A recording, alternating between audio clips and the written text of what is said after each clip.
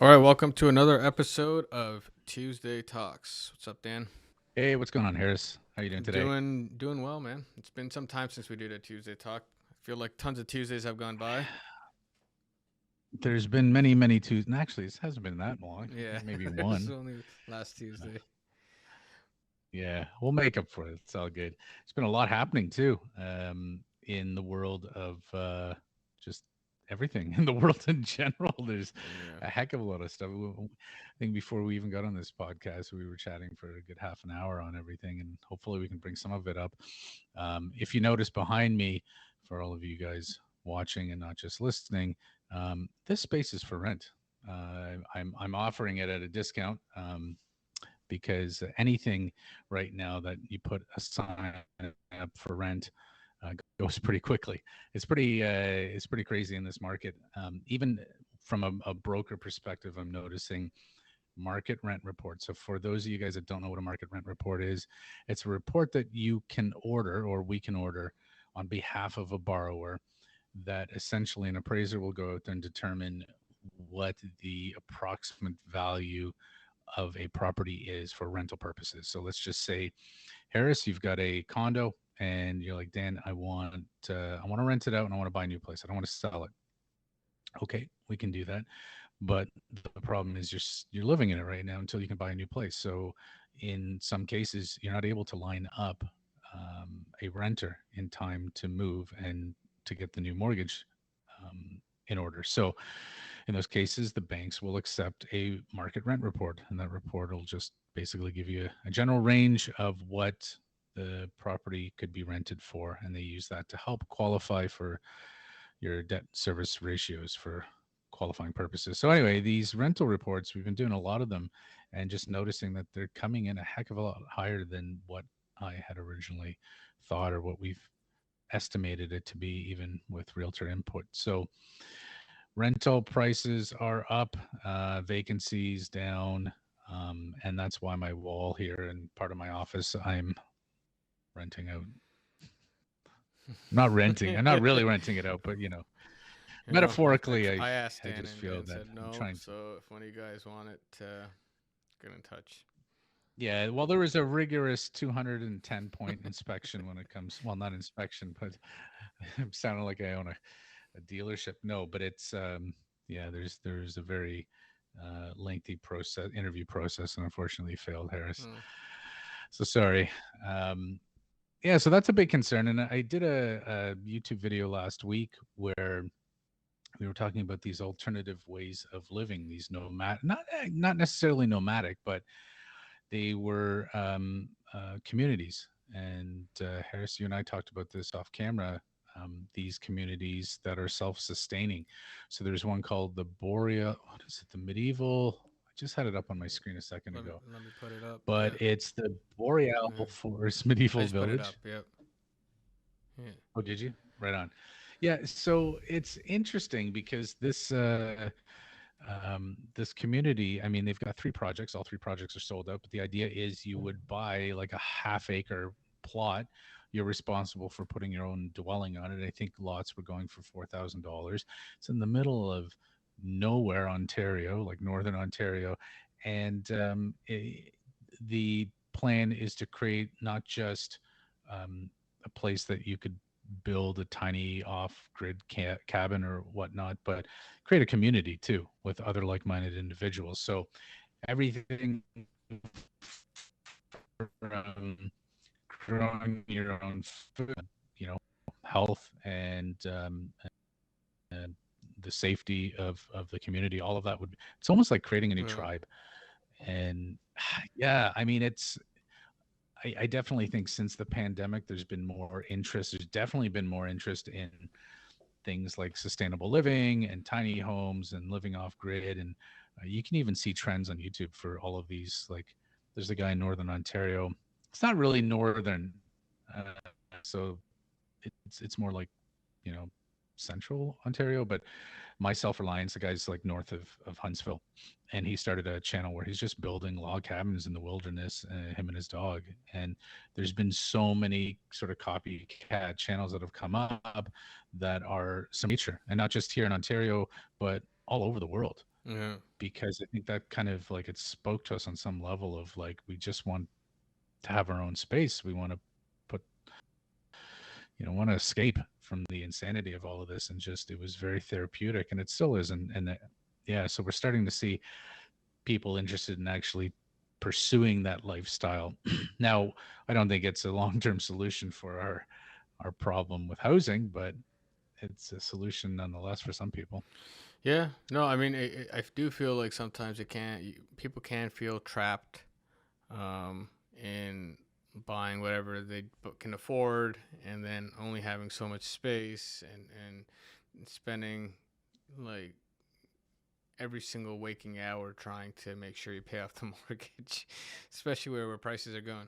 Dude, okay, it blows my mind, man. Like you'll have like people that are saving, literally saving every penny they possibly can. They come up with a down payment, and then they get blown out of the water because there's 15 other offers that have gone way over Yeah. asking, and it's deflating to your confidence. And it's just simple as finding a roof, some shelter, a place of security to put over your head. And when you're looking at boxes in downtown Toronto where condominiums are selling for $750,000 or more for one plus den or one bedroom, and you're just like, how's a family supposed to survive? And yeah, I mean, we're seeing 20, what is it, year over year is like a 20% increase in home prices.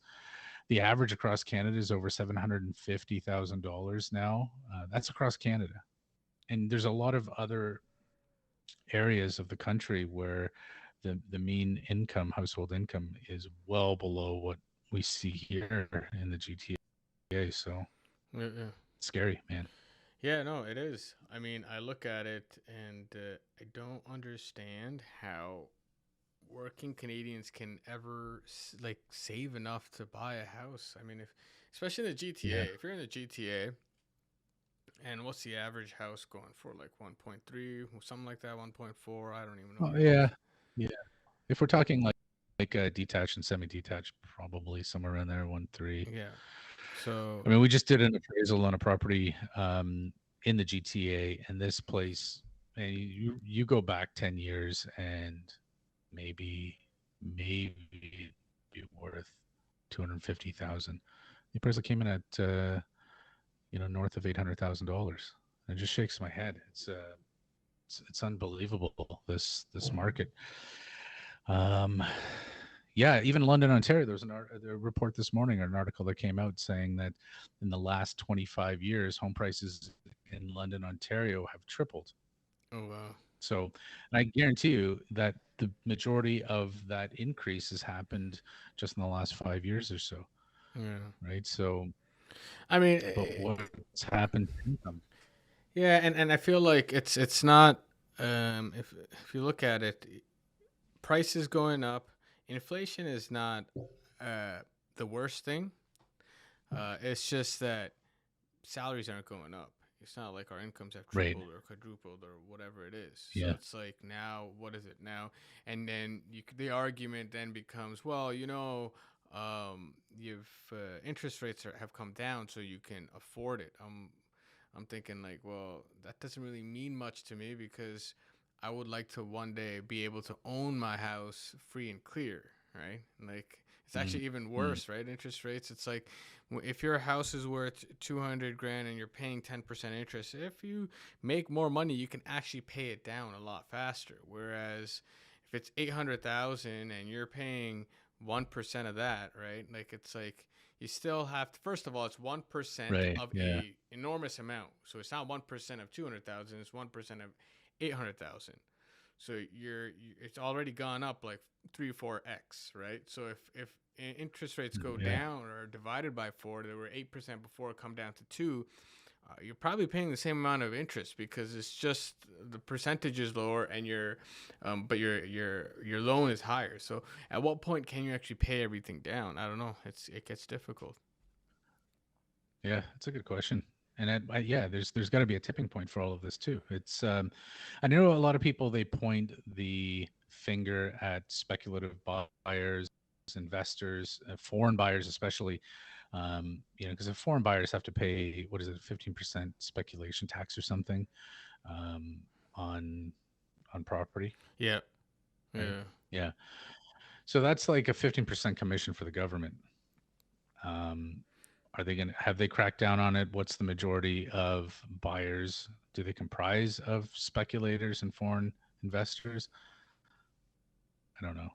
Yeah, but I mean, I feel I don't like know. I don't know if they're really driving it. I don't think that is what's driving it up. It's more like every single time, um, unfortunately, the economy's going towards a recession, which it's healthy to have a recession. It gets rid of bad debt. The G7 countries have come together and decided we never want to have a recession in the world again. And the way they do that is by just printing more money. And the way they can sustain that is by bringing down interest rates.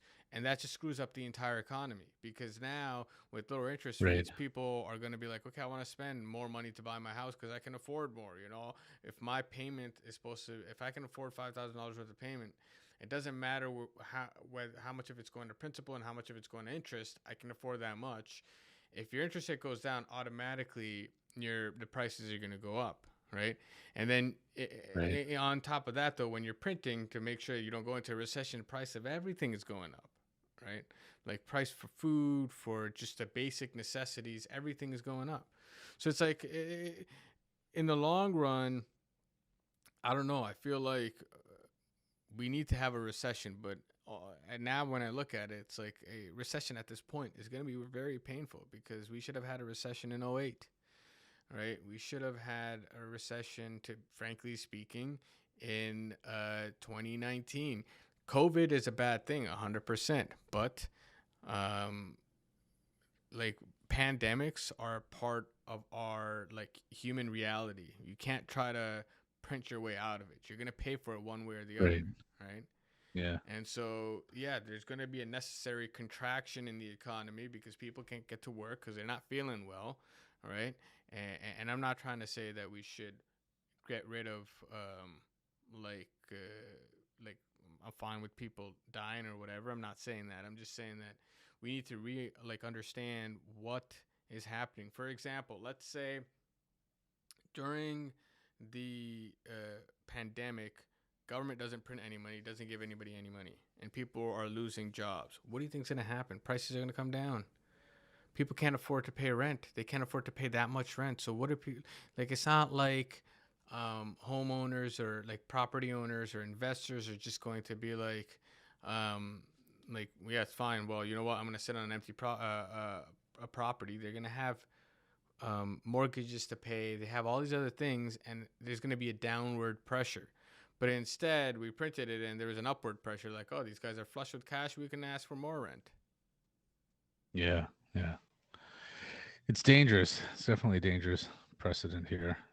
Um, have we ever gone through this historically? Let's go back in time. Has there ever been a time that we've done this, or is this all just kind of, we moved away what in the 70s from the gold standard, something like that? Yeah. So I mean, we Yeah. were never on the gold standard. Like the way it worked was the U.S. dollar was on the gold standard, then everybody pegged their currency to And the we were pegged to, yeah. yeah, So it was like yeah, an indirect kind of gold standard. And then when the U.S. kind of yeah, got off of it, the G7 countries coordinate all of their kind of central banks at the helm of the Federal Reserve. I mean, they're very much the ones who are dictating everything, but they kind of coordinate the monetary supply within the economy. So um, right, since then, we've had inflationary periods. In fact, the reason that the gold standard was kind of taken, the U.S. dollar was taken out of the gold standard, was because the U.S. started printing debt, and they realized that the currency that they had was is essentially before it was an IOU for a certain amount of gold. So first they inflated the gold number, like hey, it was before like it was X amount of ounces. Now really it's like it represent this like a lesser amount of gold, and then they just took it out when they realized like hey, people started panicking. They're like the IOUs that the U.S. is sending out, they don't have enough gold, so they started redeeming them. So then they were taken off. mm, They were like, no, no, now we're just floating. And so that's like kind of the story behind it. But like it at that point, the U.S. is like, all right, well now that we're off, we can print as much as we can, which is why you've had Yeah. inflation on top of inflation, right? Like in the 80s, you had inflation, but then even in the States, I felt like there were better stewards in the Federal Reserve and the Treasury as well. So when Paul Volcker, and I think he died in 2019, the guy did some really like he made some policies that were not popular but very good for the economy. So when inflation hit 20%, what did he do? He brought interest rates up to 20-25%. And you have to break the back of inflation, which is not that easy once you're in that kind of spiral, right? And Right. very Yeah. unpopular, right? Like if he did that today, he'd get shot, right? But you had to do that to bring down inflation, and he did get it under control. So now we've got an insane amount of inflation, but the other issue is also there's so much government debt that if you bring up inflation, your tax receipts are not enough to pay that interest. The government has a mortgage as well because they borrowed all this money to develop the economy, but if you raise the interest, you're not going to be able to pay those your creditors, so you keep it artificially low. So it's not necessarily the market that's dictating it. Usually in a market, I mean, and you'd know more than I would, right? That the more a person gets debt a person has, the higher the interest rate, right? The lower the credit quality that Mm. person has. So Hmm. You're scaring me, Harris. Uh, maybe we need to go to these medieval villages and just live out the rest of our natural lives, because it's yeah, it sound and you're right. Like it, at least from my perspective, when it comes to the credit worthiness of an individual, and you can extrapolate that into the credit worthiness of a a country. If you're not able to meet your current obligations, why would additional debt be loaned to you? Uh, oh wow, that some crazy stuff, man. So, what do you think? What's the best way to hedge against this for the average Canadian? average, Is there any yeah. way? Yeah, because like we were just chatting, a couple of bags of chips or avocados or whatever you get from the grocery store now is like doubled in price. Uh, everything. The cost of goods, a basket of goods is way more expensive. Or we should we start growing everything from the ground up? I don't know. you I know, think the number one thing people need to like have in the West is a sense of like gratitude. I don't think we're mm, grateful enough, right? Myself included, for all the things that we have. Like if you think about it, right? man, like you wake up in the morning, right? And you've got a warm house, right? You don't really have to worry about like if you're gonna have food today. The only worry that you have is like, what am I gonna eat today? Your kitchen is filled with food. You open up your refrigerator filled with food, right? The irony of like the amount of wealth that we have is it's minus 20 degrees outside. We then pay to increase the temperature inside of our house so that like it's like 70 degrees Fahrenheit, whatever it is, 30, 27, whatever, 30, whatever it is, right? To keep warm. And then Yeah, you're paying then again to for your refrigerator to cool down everything. That's yeah, the irony of our existence. That's the luxury that people yeah, like don't really realize how crazy that is. That you can turn on the tap, have warm water, warm drinking water, yeah, right? Like if you yeah. went back 150 years, man, like the kings didn't even have that kind of stuff, man.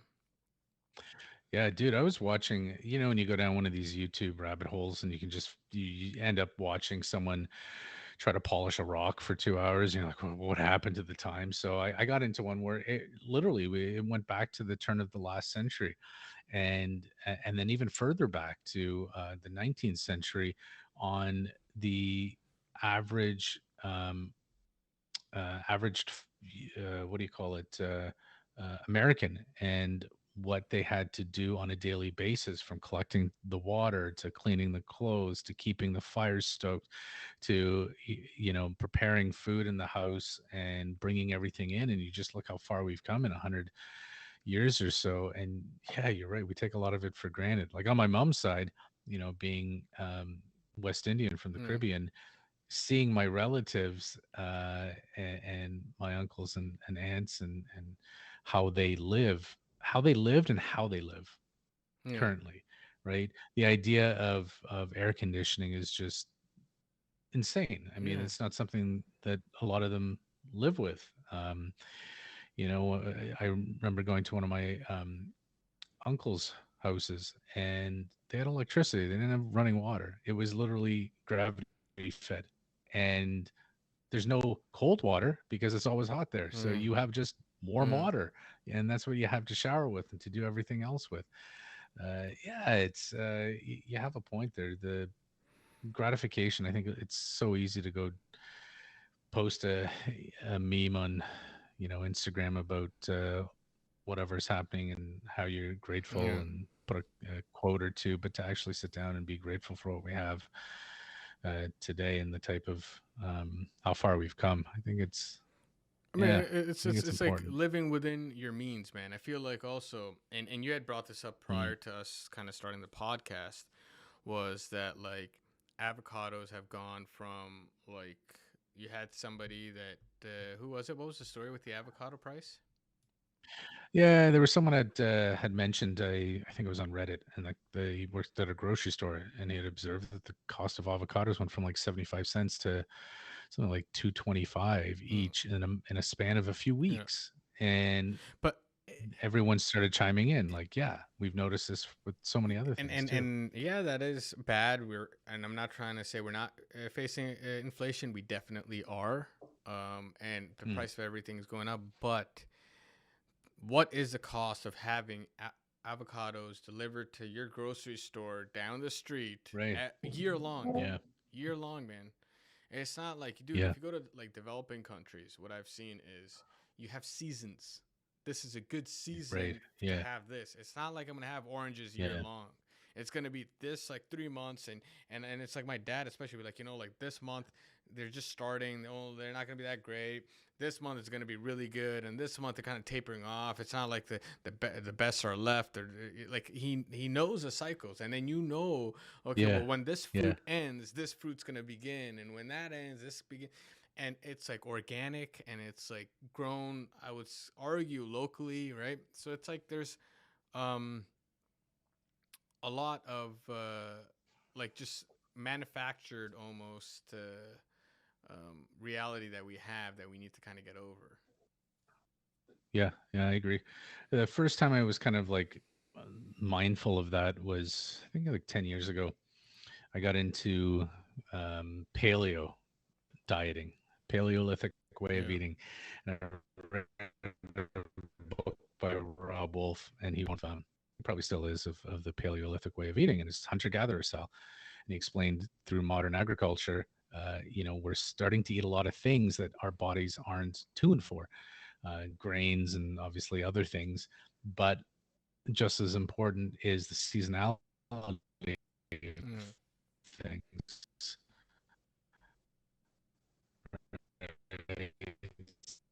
So you eat things as eat that way. So that's where I was like, yeah, you know what? Having a January in Canada, I mean, that's something you normally wouldn't be able to have. Um, but yeah, we have to be quite mindful. We have access to still, and yeah, it's the way things are going. Okay, recession's probably around the corner, but I think we can rein in a lot of our spending too. And I see this often when I'm looking at or any when you're qualifying a client, for example, and we go through sort of, okay, what's your affordability, what's everything look like, where's your down payment coming from, and you find out that there's a lot of ways that they could have reduced their discretionary spending, Mm. like you just Uber Eats every day or every couple of days or whatever it is you're paying for, that you could really just say, okay, well, we don't need to do this. It's more of a want than a Mm. need. They've Oh gamified it, right? man. It's like on your phone. Oh my God, what do you want at any point? Oh Do you want yeah. Chinese? Do you want Indian? Do you want a burger? Do you want healthy? Do you want locally grown? Do you want like whatever the hell you want? It's like cook at Yeah. home. It's healthier for Yeah. you. It's Yeah. so Yeah. much healthier for you, and it's But cheaper. you're not getting those points. You don't get Yeah. the gold status and all of those points, internet points. You can't redeem it for anything, I Yeah. don't think. But I mean, yeah, you're right. The gamification of everything from like dating, Tinder, the little swipey noise it would make to everything else, where it just gets people like just a little bit more, just back to the app, back to that Mm. process of using whatever it is you're using. Yeah, it's interesting. I think the next little while, as things sort of shake out and we see what happens, it's going to be an interesting time. That's for sure. You think we're done with this the COVID lockdowns and variants? I heard that Delta, no, what do they call it? The Omicron, Deltacron variant. It's like now a hybrid that's coming out in the UK, and we have to be mindful of it. I think China is going into another lockdown because things are starting to get out of control there again. I mean, but you mentioned this a little bit earlier in our podcast. This is just like part of living.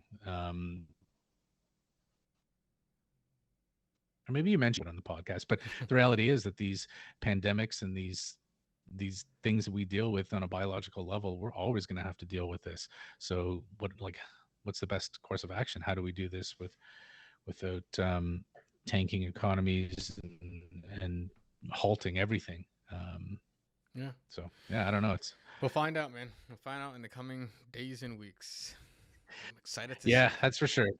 Well, look, Harris, I appreciate you jumping on this one. This is interesting. I mean, uh, there's so many things going on right now in the world. I like your idea of stepping back and just being grateful for what we have. I think that's a good message that I personally am going to be a little bit more mindful of. Um, anyway.